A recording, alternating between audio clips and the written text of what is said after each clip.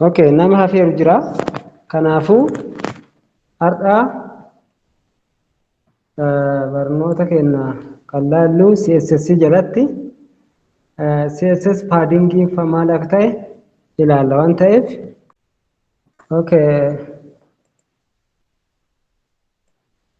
yeroo darbee weebsaayitii yookaan leeyaawutii isaa kan hojjannee turre kelerii isaa jijjiiruu fi saayizii isaa jijjiiru malee yeroo darbee isa kana hojjannee turre.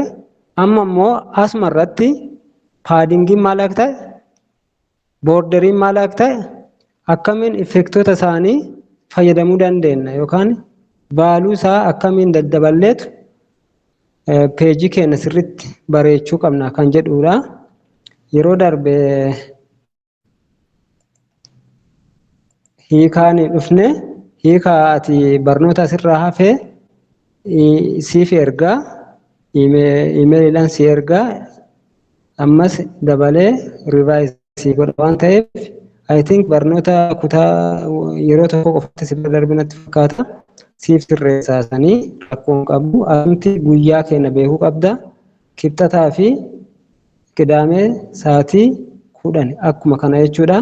Kanaaf sa'aatii kana irratti argamuun dirqama waan ta'eef takkas jala darbee seenaan xiqqoo anillee rakkadha waan ta'eef amma kaa'ama sidaa jala darbee fi rivaayis goona. Garuu har'a xiqqoo sitti cimuu danda'a maaliif si dura dursineerra waan ta'eef ammaaf ilaali isa irra deebi'ee guyyaa biraa sitti mul'isa. Weebpeejiin nuti yeroo darbine hojjanne isa kana. Weebpeejii kana irratti immoo har'a kan barannu paadingii kan jedhudha. Paadingiin propertiidha yookaan attribuutiidha. Akkuma beekamu HTML'n elementii qaba. Akkasumallee attribuutii qaba. Duratti ilaalleerra attribuutii isaa maal akka ta'e, elementii isaa maal akka ta'e ilaalleerra waan ta'eef amma isumatti aansinee CSS'n propertii baay'ee qaba. Akkasumallee HTML'n ID baay'ee qaba. Kana keessaati kan weebsaayitii kennaaf ta'u keessaa filataa akkuma hojjetaa deemnuun ifa nuu galaa deema waan ta'eef CSS yeroo baay'ee kan nuti fayyadamnu to generate space around an element's content jedha. Yeroo baay'ee space elementiin jira isin jenneerra elementii keessa immoo content jira. Contentii sanii space isaa kennuu yoo barbaadane elementii sanii yoo contentii isaa jechuudha kennuu barbaadane inside the defined border jira jennu fakkeenyaaf kun borderidha fakkeenyaaf kana ilaala kun borderidha. Borderii kana keessa immoo CSS padding kan jettu barreeffamni kun jira. Barreeffamni kun karaa sadiin haguugamee argama. Tooppiin jira, karaa leeftiitiin jira, bootamii isaan jira, gara raayitiitiin jira jechuudha. Gara raayitiitti asiisuu barbaadda, gara gubbaatti yookaan gara boorderiitti asiisuu barbaadda taanaan, gadi siisuu barbaadda taanaan, gara leeftiitti siisuu barbaadda taanaan kaati fayyadamtu propertiin suni paadingiidha jechuudha. Yeroo baay'ee kontentii irratti hojjeta. Kontentii inni jennu barreeffama kanaadha. Barreeffamni kun kallattiiwwan afuriin haguugamee argama yookaan covered ta'ee argama. Left, top, bottom, right jenneet karaa kanaan siqsuu dandeenya jechuudha. Akkaataa inni shift goon ol siqsuu barbaadan gadi siqsuu barbaadan ta'inaan akkaataa isin irratti asirratti geemii guddaa asirratti taphattanu jechuudha. So with CSS you have full control over the padding. Yeroo baay'ee CSS fayyadamtee padding akka barbaadde control gochuu dandeetta jechuudha. So there are properties for setting the padding for each side of element jedha. Yeroo baay'ee settingii isaa sirreessuu barbaadda taanaan setting jechuun top, right, bottom, left jechuudha. Isa kana sirreessuu barbaadda taanaan akkuma amma isin hime jechuudha. Kanaafuu individual sidein jiraata. Individual sidii keessatti fakkeenyaaf paddingii elementoota keenya keessatti paddingiin toppiin jira, raayitiin jira, bootomiin jira, leeftiin jira isiniin jedheera. Kanaafuu yeroo baay'ee these properties for specifying the padding for each side of element. Each side gaafa jennu sayidoota afur jiran kana hundasaa specify gochuu barbaanne jechuudha. Yeroo baay'ee akkaataan nuti ittiin fayyadamnu all the padding property can have the following values. Leengiin ta'uu danda'a, percentiin ta'uu danda'a paddingii keessan. Leengiin yoo ta'e yeroo baay'ee piksiliin ta'uu danda'a, poointiin ta'uu danda'a, seentimeetiriin ta'uu danda'a akkaataa ati fayyadamteedha. Percentii yoo ta'e it specifies a padding in percent of the width of the containing elements. Fakkeenya containing elementiin width qaba taanaan percentii isaa keessaa jechuudha. Percentii isaa keessaa percentii ati kennituufi jechuudha. Inni biraa immoo inherit gochuu dandeenya. Inheritiin kan ta'u yeroo baay'ee padding keenya inherit kan godhu parent elementii irraatii inherit godha. Parent elementii qabda taanaan yeroo baay'ee inherit ta'a jechuudha. Irraa dhaqee fudhata. Akkuma childii ta'e parent irraatii dhaqee paddingii san fudhata. Fakkeenyaaf inni kun diiviin kun diivii as argitan kun yoo haadhoo ta'e yookaan parentii yoo ta'e bakka biraatti hidhattee fayyadamuu barbaadde isuma kana dhuftee inherit goota jechuudha. Isuma kana dhuftee fayyadamte malee lammaffaa deebitee define gochuun barbaachisu jechuudha. Akkasumas negative value hin fayyadamnu jechuudha paddingii keessatti. Negative value jechuun tooppii on negatiivii gara leeftitti negatiivii gara raayitiitti gara bootamiitti negatiivii fayyadamuu hin dandeenyu jechuudha. So fakkeenya as ilaala set different padding DV kanaa fi saayidii isaa jechuudha. Saayidii fakkeenya DV akkuma yeroo darbe ilaalle diviiziniidha inneera. Diviizinii jechuun weebpeejii tokko keessatti fakkeenyaaf yoo garan dhufne kun loogoo bakki jettu diviizinii tokko. Navigation kan jettu diviizinii tokko. Inni kuni diviizinii kan biraati. Leeftii jechuudha. Raayitiin jira. Fuuteriin jira. Qoqqoodama peejii kennaa jechuudha. Qoqqoodama jechuudha. Kanaafuu fakkeenyaaf DV san keessatti top, right, bottom, left jettee yoo kennuu barbaadde propertiin kun bakka afuriinuu karaa kallattii arfaniinuu gara toppiitiin piksilii 50 ta'a. Gara mirgaatiin 30 siqaa gara keessaatti jechuudha. Gara keessaatti siqaa yeroo baay'ee gara keessaatti as siqa. Fakkeenyaaf kun raayitii yoo ta'e, inni kun leeftii yoo ta'e, inni kun tooppii yoo ta'e, inni kun yoo bootomii ta'e gaafa ati raayit jettu gara raayitiitti gaafa jettu as siqaa jechuudha. As seena. Barreeffamni keetti as siqaa jechuudha. Leeftii irraan gaafa ta'etu as siqaa jechuudha gara keessaatti. Gara keessaatti jechuudha yeroo baay'ee gara keessaatti. Kanaafuu gara keessaatti 50 pixel raayitiin immoo 30 pixel bootomiin 50 pixel and 80 pixel jenneetu qoqqoodamaa jechuudha. So short property qaba paddingii. Shortiin qaba jechuun gabaasni akkaataa barreessinu haalaallu. Baay'ee addanatti baay'ee yaadi gaariin jiru iddoo kana ilaalaa. Akkasitti padding top right bottom yoo jettane salphaadha. Isiniif ifa. Garuu yeroo baay'ee vaaluu tokko afurii jechuudha. Vaaluu afurii bakka tokkotti yoo fayyadamtu ta'e fakkeenyaaf paddingiin jira miti 25 pixel 50 pixel 75 pixel yoo jettu jalqaba kanarra kan taa'u eenyudha yoo jenne toppiidha jechuudha. Yeroo baay'ee iddoo tokkotti barreessuu waan barbaachisu fakkeenyaaf ilaala iddoo kanatti bakka tokko barreera. Garuu kana beekuu obdirii isaa beekuun dirqama. So yoonni kana isin dhufee tooppiin jalqabarra jira jechuudha. Kanaafuu 25 tooppiidha. Raayitiin immoo 50 gidduudha jechuudha. Gara tooppiitti aanee jiraata. Bootomiin 75 dha. Leeftiin immoo 100 dha jechuudha. Kanaafuu kan mataatti qabattan taanaan sarara tokko irratti barreessina malee top, right, bottom, left jennee itti rakkachuun hin barbaachisu jechuudha. Fakkeenyaaf DV kana ilaala. Use padding shorthand property with 4 values. Padding kenna 25 50 kamaan dubbadhe garuu sarara tokko irratti gabaasne yeroo barreessinu inni kun toppiidha. Inni kun immoo inni 50 jechuudha. Iddoon 50 sun raayitiidha. 75 bakki jedhu sun bootomiidha. Dhibba kan jedhu kun piksilii isaa leftii saayidiidhaan jira jechuudha. So if the property padding has 3 values, yoo value 3 qabaate akka kanatti yoo barraa'e 25 akkuma jirutti tooppiidha. 50 fiksili kan jedhu raayitiidha. Bootamitti jira malee leeftii hin qabu jechuudha. Leeftii isaa hin ibsine yookaan achi siqinu hin jenne bakkuma isaa taa'aa jechuudha gara leeftiiti. Innis kunis akkaataa kanaan barraa jechuudha DV keenya keessatti yookaan diviizhinii keenya keessatti paadingii 25, 50, 75 piksiliidha. If the padding property has two values, yoo value lama qabaate tooppii fi raayitii qofaa ta'a jechuudha. Tooppii fi raayitii ta'a jechuudha. Yoo tokko qabaate paadingii kana yoo tokko qabaate hundumaayyuu jechuudha. Arfan isaa jettee iddoo tokkotti gabaarsitee ibsitee jechuudha. All four padding are 25 wal qixa jechuudha. Value isaa garagaraallee miti wal qixa jechuudha. 25 left top bottom right irraati gara keessatti kontentiin keenya as siqaa jechuudha. Kanaafuu inni kuni 25 kan jedhu kuni tooppiin isaa right isaa bottomii isaa fi leftiin isaa 25. So padding fi elementii yoo iddoo tokkotti fayyadamne ta'e konseptiin gaariin tokko jira.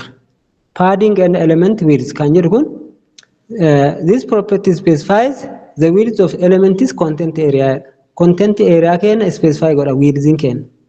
Widthin keenya content kan siin jedhu barreeffamaa siin jedhu. Fakkeenyaaf yoo kuni boordarii ta'e padding jennee asii barreessine kuni contentidha barreeffama keenya jechuudha. The content area is the portion inside the padding border and margin of element jechuudha. Gaafa nuti content area jennu kan padding ta'uu danda'a, kan borderii, kan marginii ta'uu danda'a. Walumaa galatti konseptii box model kan jettuun jirti guyyaa biraan laalla. Kanaafuu if element has specified with the padding added to that element width isaa padding keetiiti jechuudha. Fakkeenyaaf padding keenya 300 widthin keenya 300. Width gaafa jedhu asiitii haga asii jechuudha. Irraa achi isaa jechuudha. Gara dalgasaatti fakkeenyaaf asiitii haga asii width yoo ta'e 300 as dheerata taanaan padding keeti 25 yoo ta'e 25 jechuun asirraatii hubaadha. 25 jechuun padding keenya top right bottom leftiin keenya hundi isaatu 25. As keessa garuu value width irra dabalamu leftii fi raayitiidha. Maaliif jennaan tooppii fi bottomiin width waltan dabalamu. Een irratti dabalama, height irratti dabalama jechuudha. Kanaafuu addeenatti leftii qabda fakkeenyaaf actually width isaa calculate yoo sin jedhan amma asirratti 300 haa jedhu malee miti. Calculation isaa yoo dhoofte DV'n keessuuni elementii sanirratti wanti apply ta'u 300 ta'u 25 jechuun leftiidha. Leftiin itti dabalame jechuudha. Gara raayitii illeen width irra jira waan ta'eef saayidii isaa asiitii agachi 25 waan ta'eef kanaafuu 50mattu width kanarratti dabalama. Kanaafuu actual sizein kee 350 jechuudha. Yeroo baay'ee nu rakkisa yeroo nuti hojii hojjennu baay'ee waan nu rakkisu maaliif nu rakkisa nuti widthin keenya 300 nutti fakkaata paddingin itti dabaleera waan ta'eef yeroo baay'ee saayizii isaa calculate hojjenna waan ta'eef isallee paddingin left if right consider gochuu qabda. Heightiin jira taanaan heightiin immoo 200 yoo ta'e tooppii fi bootomiin itti dabalama. Maafi heightiin irraan gadee isaa waan ta'eef tooppii fi bootomiin itti dabalama. Kanaafuu heightii irratti 250 ta'a jechuudha. Kan immoo kan width 300 waan jedhee nuu kenneeruuf 350. Kanaaf akka inni 300 nuu ta'ee 300 kana nuu ta'ee akka warra kana irratti hin daballe paddingii fi paddingii left if right akka irratti hin daballe yoo gochuu barbaanne as it is jechuudha. As it is akkuma jirutti 300 fayyadamuu barbaanne box sizing property fayyadamna jechuudha. So to keep the width at 300 pixel no matter the amount of padding you can use the box sizing property. Kanatti fayyadamna jechuudha. Kanaafuu as koota 300 dheeraa paddingin keenya 250 jechuun maanuma 300 irratti paddingin keenya 25 jechuun left right yoo asirra dabalte akkasitti 350 ta'a. Garuu iddoo kana ilaalaa box sizingii waa itti fayyadameef wiilziin keeti iddoon socho'u 300 ta'a. Paadingiin asitiisii qobaasaa keessatti siqaa jechuudha. Affecting godhu wiilzii affecting godhu konseptii kana sirriitti mataa qabaadha. Kan biraa immoo merjiniidha. Merjiniin yeroo baay'ee outside of the defined border. Fakkeenyaaf kuni iddoon kun borderii kan yoo ta'e borderirraa siksu. Inni kun kontentii irratti otoo hin taane elementii irratti yookaan borderii irratti affect ta'a jechuudha. CSS merging properties are used to create space around elements. Elementitti round godha yookaan circle godha jechuudha. So isallee ilaala waluma fakkaata. Garuu kun kontentii irratti inni kun immoo elementii irratti. So CSS has properties for specifying the margin for each side of the element. Topping qaba, righting qaba, bottoming qaba, lefting qaba. Fakkeenyaaf all the margin property can have the following values. Auto yoo jette marginin keeti auto yoo jette margin jechuun afaan Oromiffaatiin fiixee yookaan qarqara wayii qarqara fakkeenyaaf wanta kanarraa jechuudha. Qarqara yoo jennellee fiixee yookaan mergin jechuu dandeenya. Merginiin kooppii auto itti kennaa jechuudha biroozeriitu kaalkuleeti godha sii miti. Automaatikaalii biroozeriin akkan kaalkuleeti sii godhu yoo barbaadde auto gootaa jechuudha. Mergin auto jetta. Fakkeenyaaf leengisii kennitee taanaan akkuma paadingii piiksilii poointii seentimeetiriidhaan ispeesifaayi goonaa jechuudha. Yoo parsantiin ta'e immoo poorshinii yookaan width of the containing elementii kenna parsantiin kaalkuleeti nu godhaa jechuudha. Inherit taataanaan paarentii irraa deemee inherit godhaa jechuudha.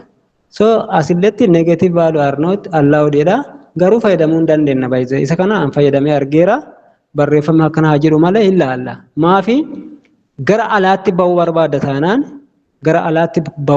taanaan fakkeenyaaf isa kana jechuudha. Fakkeenyaaf inni kuni caafii haa jennu inni dhumaa kuni ol bahuu barbaada taanaan keessatti ol seenuu barbaada taanaan negeetiivii goota jechuudha. Negeetiivii top merging top negeetiivii waati jettu ol seenaa jechuudha. Garuu yeroo baay'ee akka mul'atu waan barbaannuuf iijiin keenya yookaan merginiin keenya akka mul'atu waan barbaannuuf gara keessatti siqsinaa jechuudha. Fakkeenyaaf isaa fudhannume.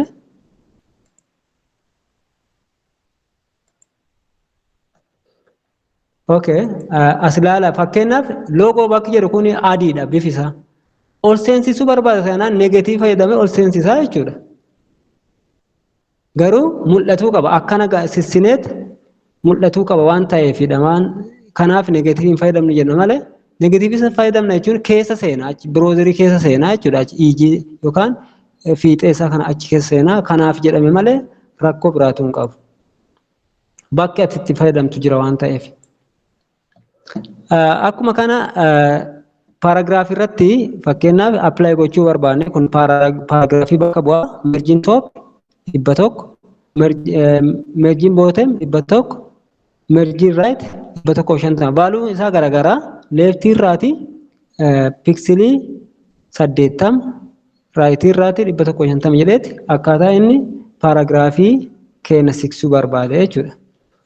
Mergin shortii jechuun gaggabaasnee akkamiin barreessinaa isa akkana top right bottom jedhu kana akkuma paadingii top 25 right 50 bottom 75 left mergin 100 pixel jechuudha.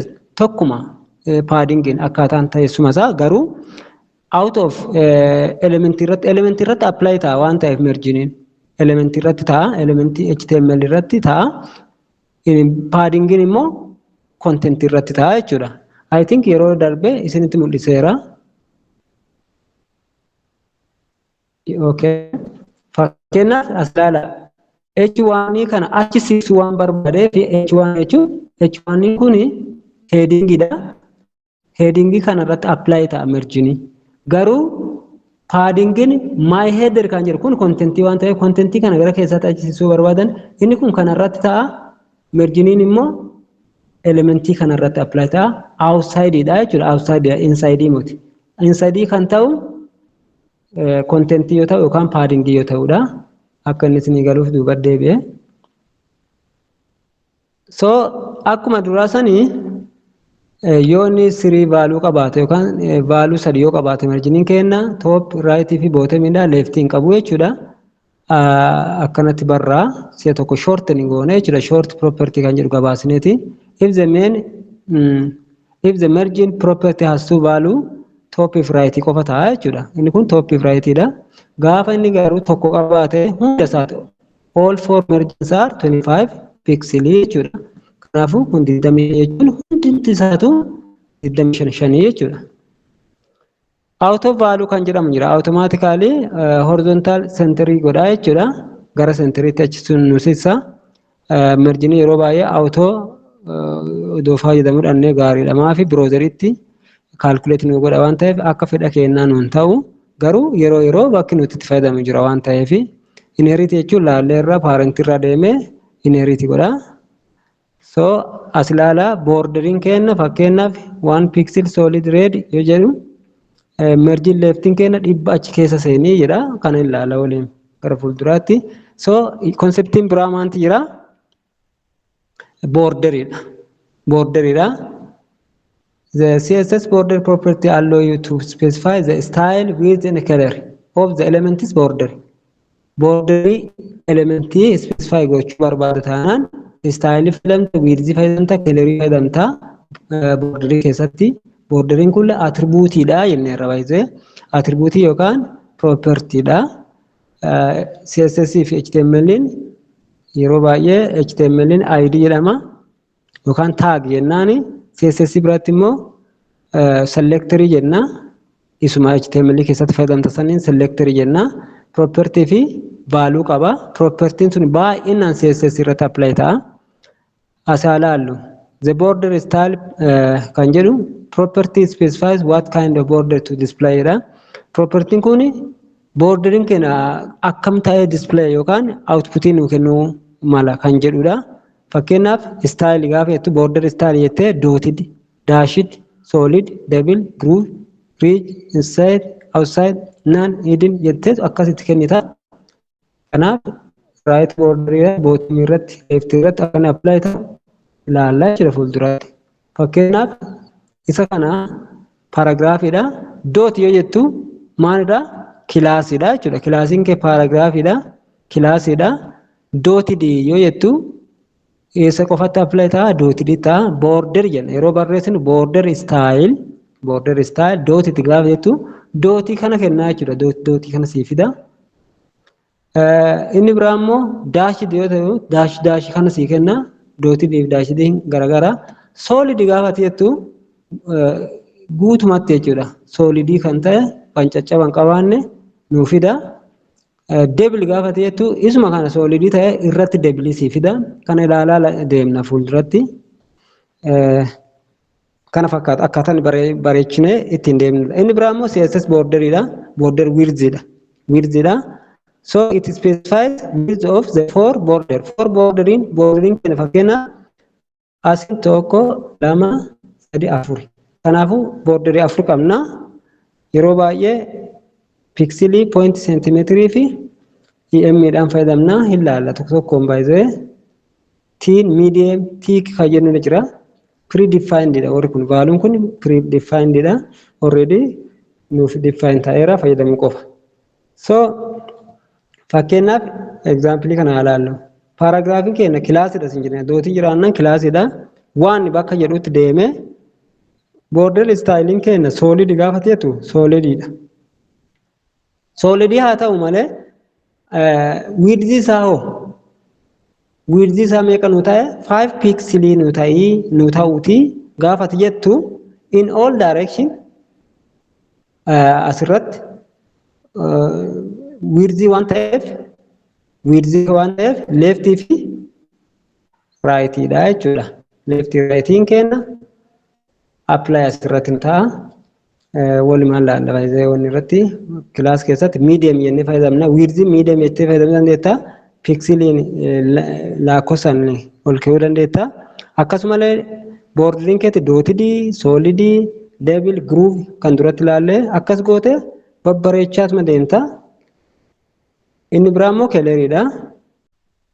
Inni biraa immoo boordirii irratti wanti nu fayyadamnu keleriidha. The border color property used to set the color for borders. Fakkeenyaaf name kennuu dandeetta. So it specifies color name like red, green, blue, yellow jennee maqaan kennuu dandeenya. Hexadecimaaliin kennuu dandeettanii. Hexadecimaaliin fakkeenyaaf hash jettanii FF00 jettu coloruma garuu hexadecimaaliidha. RGB illee hojjechuu dandeettanii. RGB taataanaan lakkoofsaan ta'ee garuu 225 akka jennee lakkoofsaan kennina jechuudha. Inni biraa immoo HSL kan jedhamu isaan kennuu dandeettanii akkas HSL jettee 0 100% 50% jennee kennuu dandeetta. Transparent jechuu dandeetta. Transparent jechuun background irraa fayyadama. Transparent jechuun background irraa fayyadama. So if the border color is not set, it inherits the color of the element.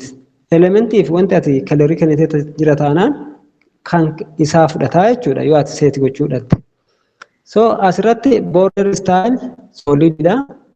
Border coloring kenna redidha. Kanaafuu output isaa kana nu kenne jechuudha.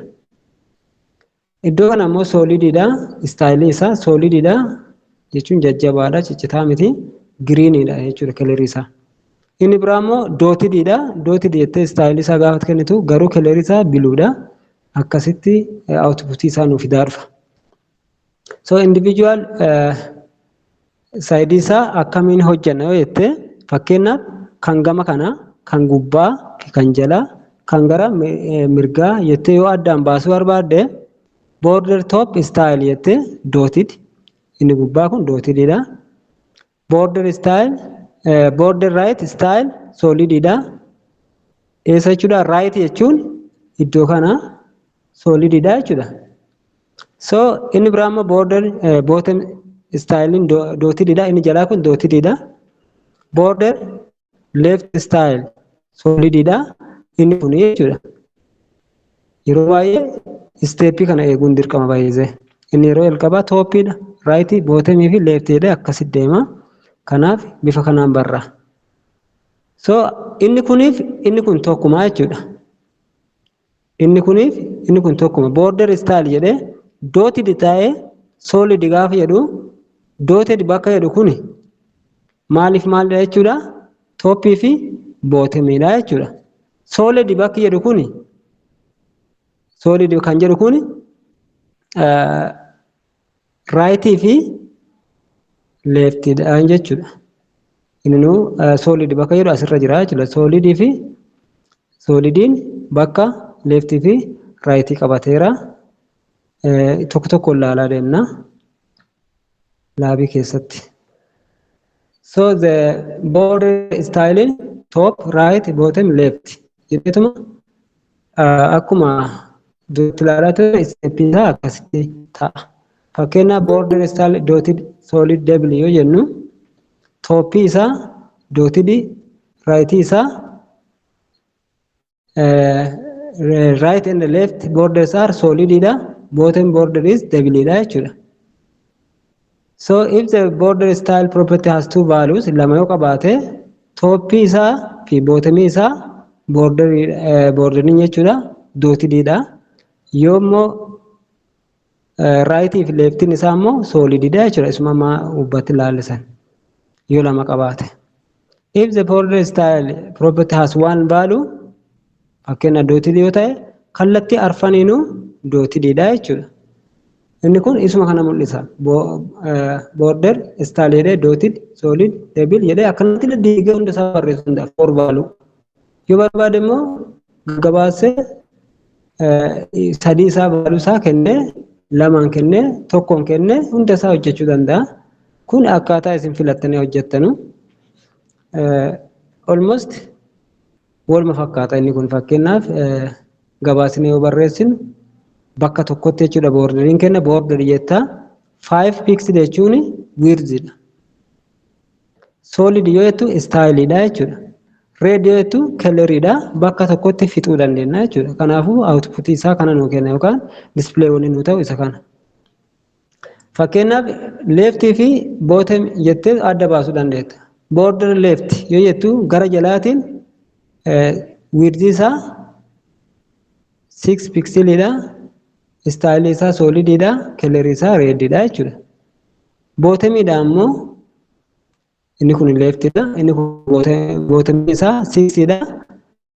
Value akkuma kana kennite garuu akka garaagarummaa isaa fakkeenyaaf left right jenneet bottom jenneet akkuma nu kenninuun karaa ati barbaaddeen baay'ee gubbaa qofaan akka kanaa akkana si dhufuu barbaadda jalaan gubbaan isa sitti murteessa waan ta'eef. The border radius inni guddaan malee namatti tolu tokko raadiyesii isaati. Raadiyesiidha. Raadiyesiin maal akka ta'e ilaalla. The rounded borders kan jedhu jira. This is used to add rounded borders to an element. Elementii keenyatti fakkeenyaaf normal border kan jedhu elementiidha. Round border inni kun elementiidha. Elementii kana irratti round gochuu barbaada taanaan raadiyesii fayyadamnee round itti goonaa jechuudha. Asirratti ilaala border gaafa jennu 2 pixel widthidha, solididha, red. Kanaaf raadiyesii isaa 5 pixelidha jechuudha. 5 pixelidha. Hunduma irratti jiru kallattii arfaniinuu 5 ta'a jechuudha. Galatooma mee laabisa isinitti mul'isa.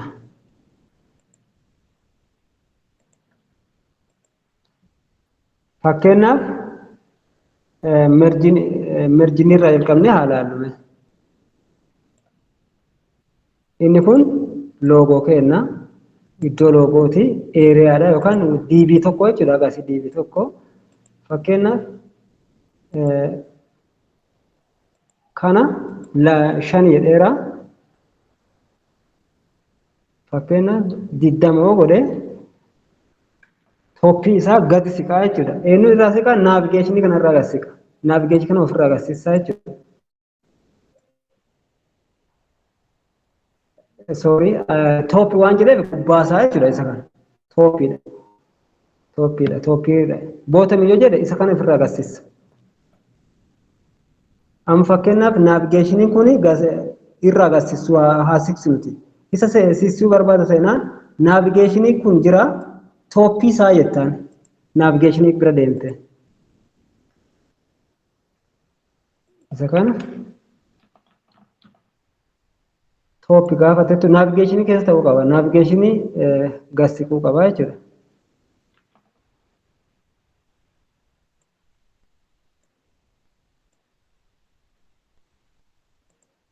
Argitanii naavigeeshinii keessa deemnee toppii irra gad siqii jechuun loogoo biraati gad siqi piksilii 10 gad siqi jenneetu siqsuu dandeenya.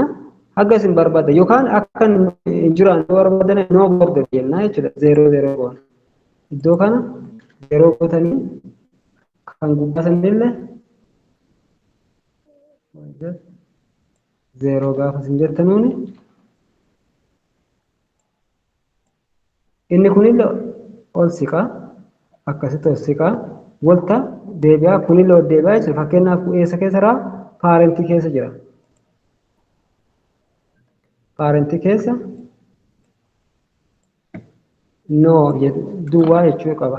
Duwwaa jechuun akka inni merjinii hin qabaanne goona jechuudha.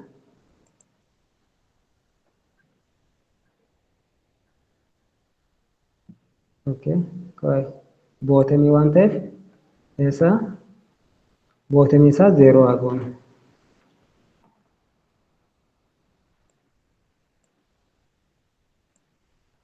Bootemii waan ta'eef akkasitti dhufa. Maafi bootemii hojjetameera waan ta'eef garuu negatiivii ta'uu hin qabu jenne malee yoo feetan itti fayyadamuu dandeettan. Gara keessatti yookaan gara alaatti waan nu jalaa ba'uuf negatiivii ittiin fayyadamnu jenne malee itti fayyadamuu hin dandeenya. Kanaaf iddoo amma argitan kana negeetiivii barreessitanii keessa ol seensisuu dandeettan. Iddoo amma argitan kanatti jechuudha. Maal ta'a? Ol seena. Ol seenaa jira. Fakkeenyaaf mee 20 goonee ilaallu. Guutumatti ol seena waan ta'eef argitanii ol seena. Negeetiivii kanaaf hin fayyadamnu jenne malee negeetiiviin appilaayi ittiin ta'a. Garuu keessa ol seenaa yookaan gara leeftiitti, gara raayitiitti, gara tooppiitti keessa seenaa. Kanaaf negeetiivii hin fayyadamnu jenne malee isa kana amma argitanii amma gad deebiseera. 0 irra kaa'eera. Negeetiivii olillee seensisuu dandeettani. Fakkeenyaaf gadi haa siqsinu mee 10 gadi haa siqsinu.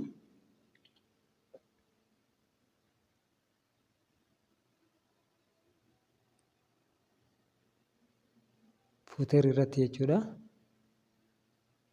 Iddoo kun 10 siqeera. Kanaafuu gaafa isin rifresh gootanu argitanii kun iddoon sun gad siqeera jechuudha. Olillee baasuu dandeettan. Negeetiivii iddoo amma gara mirgaa bitaatti isin mul'isan jiru kan achillee siqsuu dandeessan. Negeetiivii fayyadamtanii jechuudha. Garuu moor negeetiiviin keessa seensisa waan ta'eef kanaafidha. Iddoo amma loogoo kana mee irratti hojjennee ilaaluuti. Fakkeenyaaf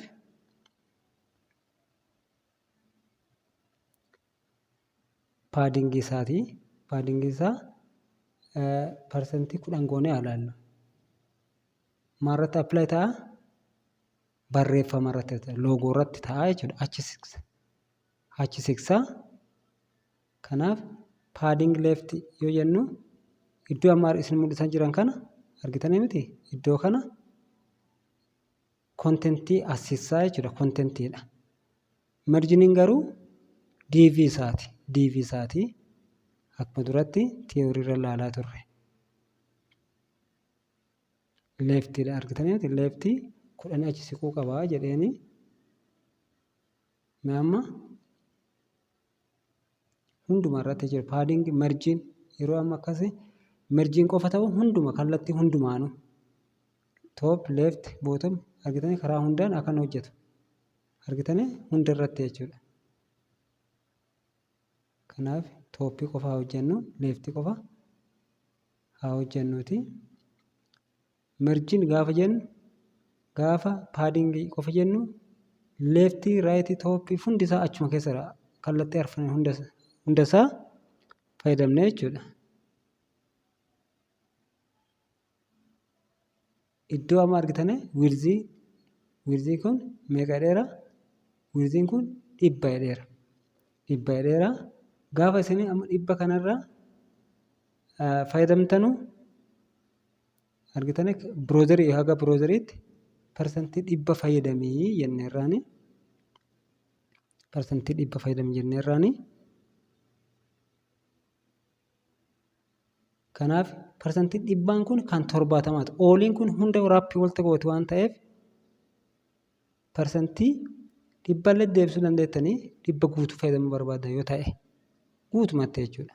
Argitanii miti kun guutuusaa hamma biroozeriitti. Hamma biroozeriitti. Kanaaf isa kana gara barbaannetti akkas sinu kan nu godhu ooli kan jedhu kanaadha. Parsantii 70 fayyadamnee 70 jechuun immoo asirratti wirzii 100 gaafa jennu parsantii 70 guutuu fayyadamne jennee malee haga biroozeriitii miti jechuudha. Maaliin murtaa'a? Ooli kan jedhu DV keessaniin murtaa'a. Warri keessaa kun.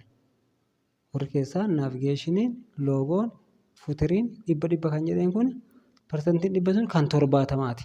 Kan 70ti. Parsantii 70 100 fayyadamii jedheen malee hamma biroozeriitii jechuu miti 100 jechuun kiyya sun. Kan fuutiriillee ta'uu danda'a.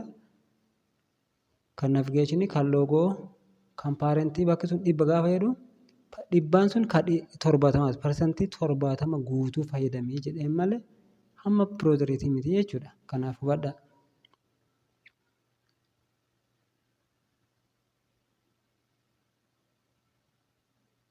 Inni kun isuma amma duratti isinitti himaa ture.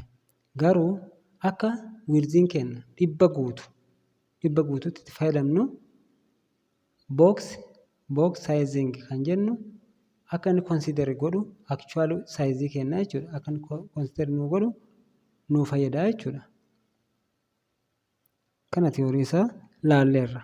kilaasa keessatti isuma duratti dubbataa ture. Actual weight isaa width isaa fakkeenyaaf asii paadingii leeftii isaa 10 yoo jedhu osoo box sizing border boxii kenna isa kunoo iddoo gubbaa kanaa jechuudha.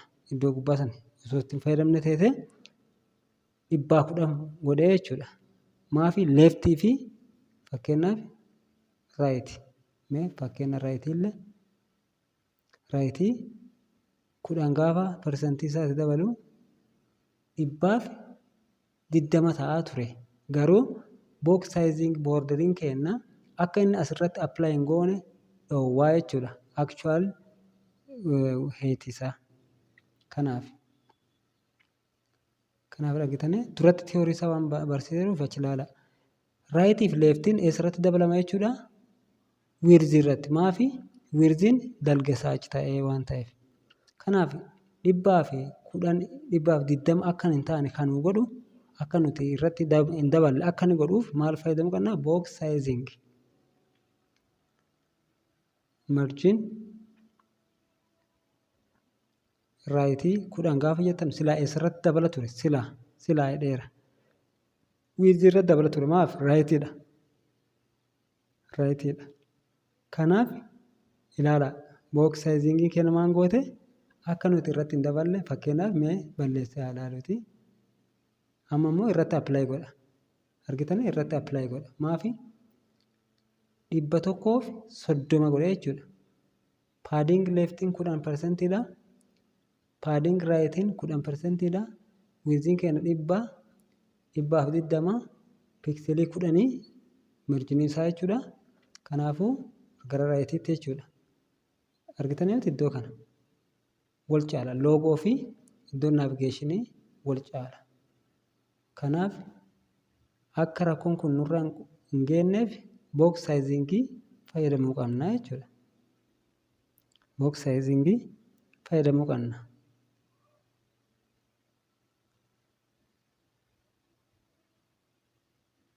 Argitanii iddoo kana.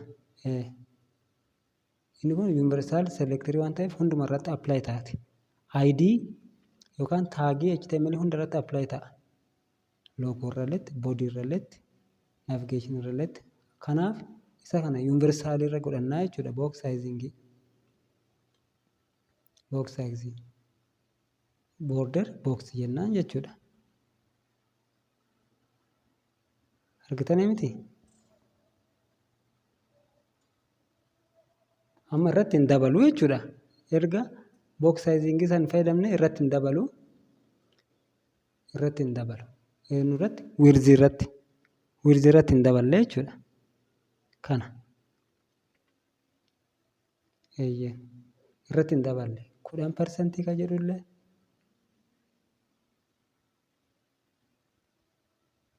borderii kenname mee haalaadha. Amma wanni guddaan borderii loogoo 1 pixelii karaa hundaan jechuudha. Karaa hundaa gaafa jennu raayitii fi leeftii soolididha. Istaayilii isaa reedidha. Argitanii karaa hundaan kallattii hundaan top bottom left karaa hundaan apply ta'a. Borderii gaafa jennu garuu borderii adda baasisaa bottom top jennee adda baasuu dandeenya. Iddoo amma 1 pixeliidha kun width isaa ta'ee kan toppii fi karaayitii kan hundumaa jechuudha. Kallattii hundumaa. Kanaaf border raadeesii isaa mee hojjennee haa ilaallu. Raadeesii isaa.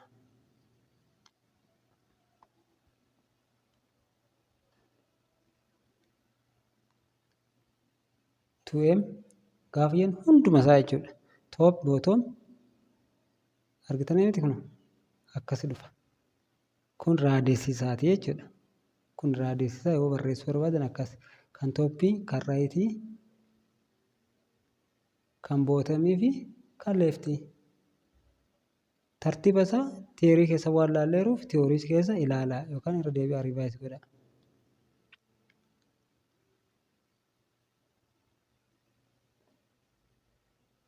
Kanaaf haga kana mabiraatitti addaan kute waan ta'eef isa kana addaan riikardi godhee amma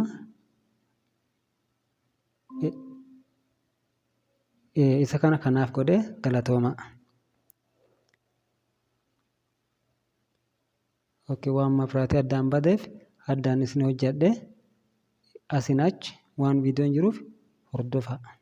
Kun amma upload godhee gaafa ka'u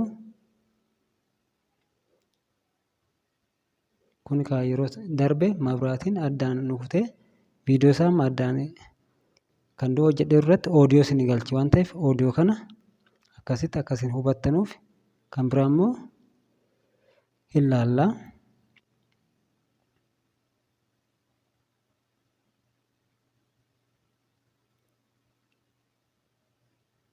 Sababa mafraatii addaan citee akkas goone kanaaf iddoon kun sababa kanaaf akkas addaan ture asiin achi waan itti fufeeruu fi rakkoon qabu isin akkaataa box sizing isaa marginiin left fi right isa akkanitti apply ta'u hubadhaati akkasitti hojjedha.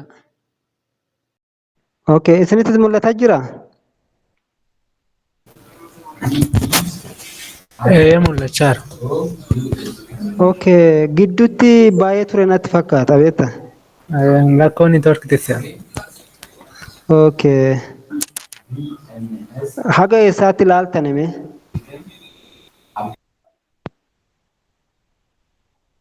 Yeroo an kana barreessu ilaalaa turtane? Ilaalaa turre.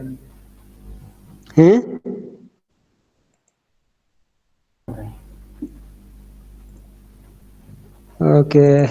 I don't know haga eessaatti akka na jalaa baden beeku. Akkasitti viidiyoo. Border sizing ilaalle. Bakkee kanatti ilaalle. Iddoo kana ilaalle boordarii malee marginii leefti paading ilaaltane? Paadii isaa yeroo sirreessitan ilaalle. Okay, boordarii isaa ilaa. I think naannoo kana natti fakkaata.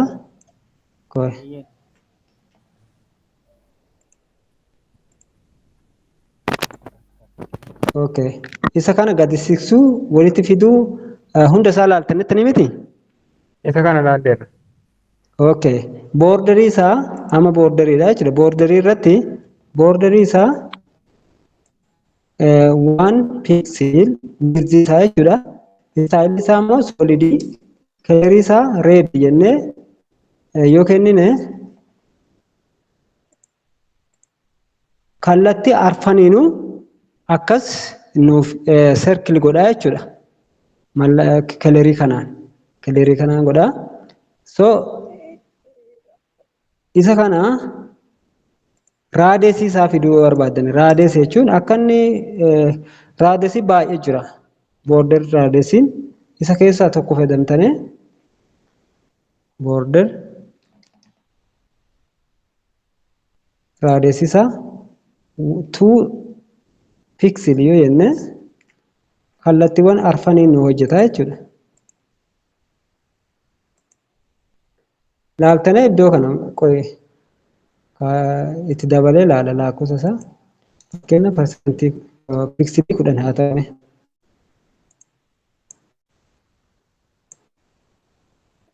Raadeesii isaa kallattii arfaniinuu gara keessaatti walitti nuuf fidaa dhufaa jechuudha. Kanaaf isa immoo akkuma amma laalle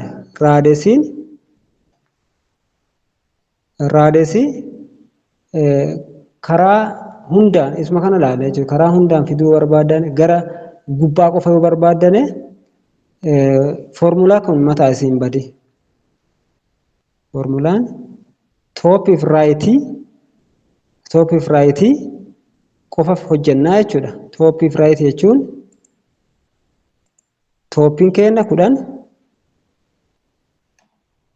rightiin kennas 10 kan biraa immoo 00 akkanitti ta'u karaa jalaatiin jechuudha. Isa immoo gaafa refresh godhu jala kanaaniif asitis ta'a. Isa gubbaa kana immoo raadeesii isaa hojjannaa jechuudha. Raadeesii isaa 10 walitti akkan siqu. Akkasitti hojjetama.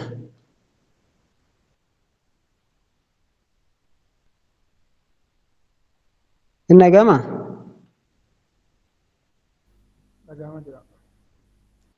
Okay, konneeshiniin xiqqoo isaa ba'aa jira. Kanaaf kana fakkaata. Mee gaaffii yoo qabaattane konneeshiniin xiqqoo rakkiseera har'a. Rikeerdi godheera waan ta'eef isiniif erga.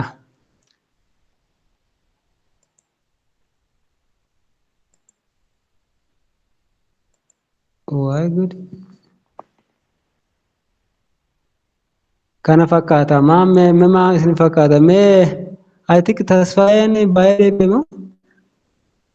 Okay, ka wanta biraatiin seene. Ijoolleen hafanii jiranii. Maal fakkaatame? Osoo hin baay'in dura ijoolleen tokko baay'ee jiranii. Adaamaarra nama tokko seenee Daraaraan Harmaayaa miti. Daani'el tokko lafeera natti fakkaata. Jiran ijoolleen baay'eedha. Kanaaf viidiyoo isaas ni ergaa.